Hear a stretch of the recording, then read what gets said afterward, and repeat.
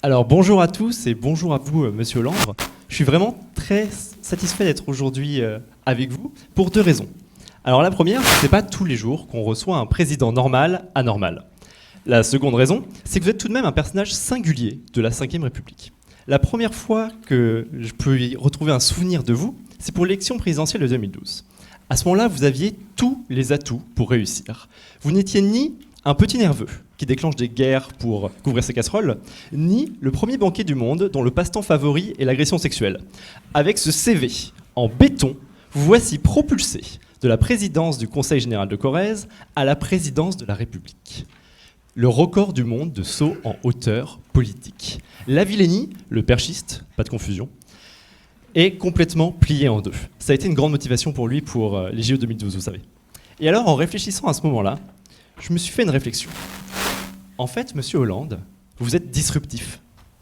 Alors, je pense que je suis la première personne à dire ça sur vous. On a dit beaucoup de choses sur vous, mais dire que vous étiez disruptif, personne ne l'a fait avant moi. Et ça fait toujours plaisir d'être la première personne à dire quelque chose. Alors, François Hollande disruptif. Qui, comment, pourquoi, où est donc Ornicard? Je vais défendre cette thèse en 3 minutes et 4 exemples. Le premier exemple se passera justement au moment de cette élection présidentielle. La stratégie que vous adoptez est celle qu'en innovation on appelle le moonshot.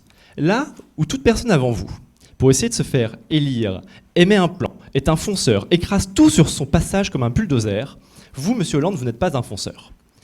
La vitesse moyenne d'un éléphant, même un éléphant du PS, c'est 30 km/h.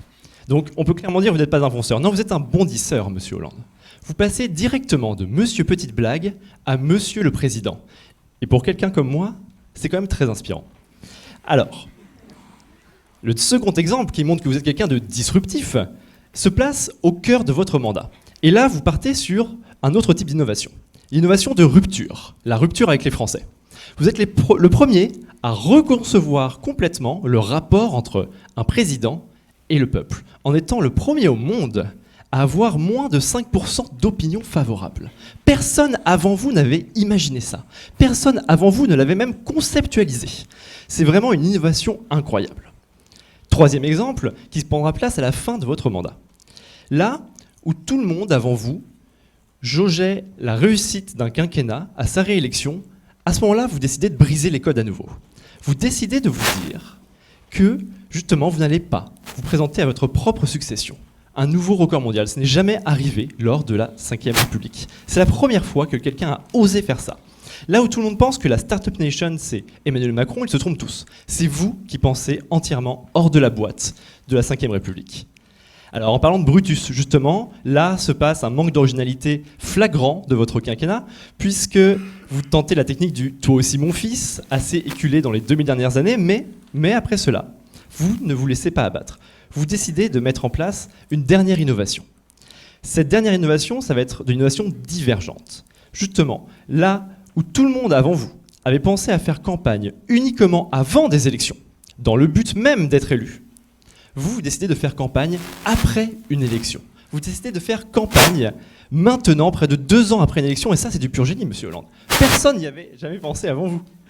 Et c'est justement pour ça que je pense, Monsieur Hollande, que vous avez la réelle âme d'un start-upper, la réelle âme d'un innovateur, parce que vous savez changer tous vos échecs en réussite.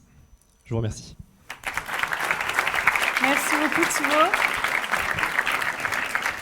Monsieur le Président, avant que Thibaut s'en aille, peut-être quelques réactions très rapidement. Après un portrait aussi flatteur, est-ce que je peux ajouter start-upper, je ne suis pas sûr que ça corresponde tout à fait à ma philosophie et à mon comportement. Disruptif, être normal est une rupture d'une certaine façon. Et personne n'avait bien compris. Parce qu'en plus, il faut avoir un micro.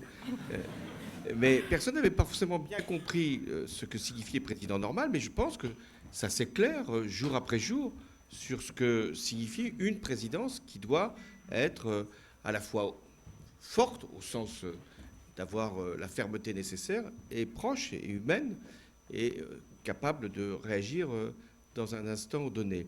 Donc je vous remercie d'avoir rappelé que j'avais bondi, et que finalement je me remettais toujours comme un ressort de mes échecs, et que Donc tout échec, je vous le dis pour vous qui n'avez jamais connu ça, tout échec est un facteur de réussite.